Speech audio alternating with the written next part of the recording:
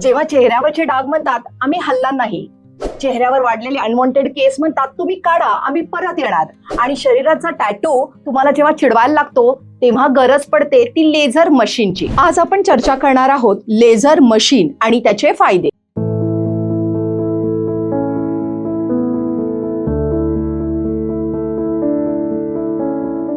आता laser machine म्हणजे नक्की काय काम करतं? तर लेझर मशीन हे वैद्यकीय उपकरण आहे ज्यातून निघणारे प्रकाश किरण आपल्या त्वचेचे बरेचसे आजार कमी करतात. जुन्या व्हिडिओज मध्ये आपण डर्मापील विषयी माहिती घेतली होती. डर्मापील हे त्वचेच्या वरच्या लेअरवर काम करतं, तर आपलं लेझर मशीन हे स्किनच्या डीप लेअर मध्ये जाऊन काम करत असतं. सो इफेक्ट तुम्हाला जास्त प्रमाणात लेझर मशीन मधून मिळू शकतो. लेझर मशीनचे फायदे काय आहेत?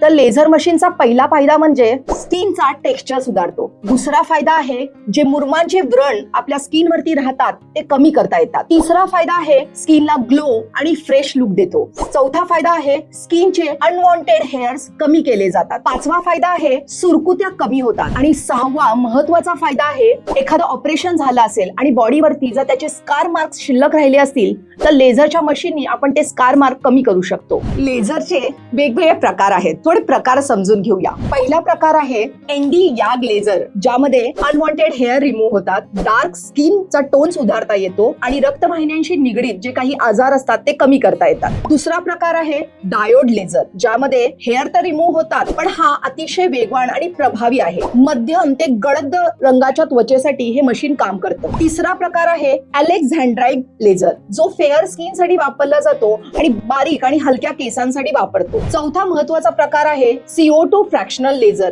ज्यामध्ये मुरुमांचे व्रण कमी होतात, रिंकल्स कमी होतात, म्हणजे जणू काही स्किनचा पुनर्जन्मच होतो. पाचवा प्रकार आहे ER याग लेझर, ज्यामध्ये त्वचेचे डाग कमी होतात आणि हा लेझर कमी टाइम मध्ये खूप चांगला रिझल्ट देतो.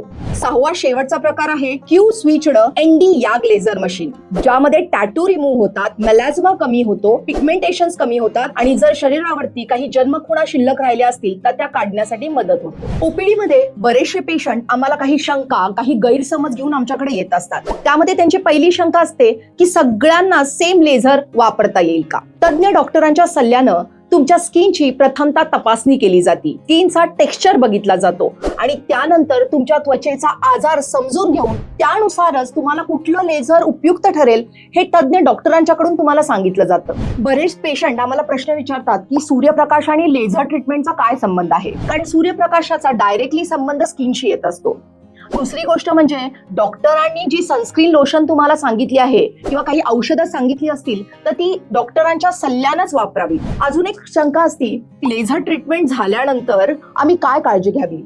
तर 24 ते 48 तासामध्ये जर स्किन स्वच्छ करायची असेल तर साध्या पाण्याने ती स्वच्छ करावी. कुठल्याही प्रकारचं स्टीम किंवा गरम पाणी स्किनला वापरू नये. सूर्यप्रकाशामध्ये जाणं टाळावं आणि डॉक्टरांनी जी सनस्क्रीन लोशन तुम्हाला अप्लाय करायला सांगितली आहे ती अप्लाय करावी आणि कुठल्याही प्रकारची स्किन बरोबर छेडछाड करू नये. लेझर मशीन्स हे हाय टेक्नॉलॉजीचे आणि AI बेस्ड मशीन असतात, त्यामुळे यातून निघणारे जे रेज असतात ते कंट्रोल वेव्हलेंथ मध्ये वापरले जातात. त्यामुळे तुमच्या स्किनला कोणत्याही प्रकारची इजा होत नसते. सो योग्य आहार घ्या, त्वचेची काळजी घ्या, सनस्क्रीन लोशन अप्लाय करा, डॉक्टरांचा सल्ला घ्या आणि अनवॉन्टेड हेअरला आपल्या लेझर मशीननी कायमचं बाय बाय म्हणा. सो अधिक माहितीसाठी आमच्या डॉक्टर लांजेकर्स Aadhaar homeopathy skin hair laser clinic मध्ये येऊन आपण नक्की व्हिजिट करा आणि काही स्किनच्या समस्या असतील तर आमच्याशी डिस्कस करा. माझा हा व्हिडिओ आवडला असेल तर लाईक करा, शेअर करा आणि अशा अनेक व्हिडिओज पाहण्यासाठी माझ्या चॅनलला सबस्क्राईब करा.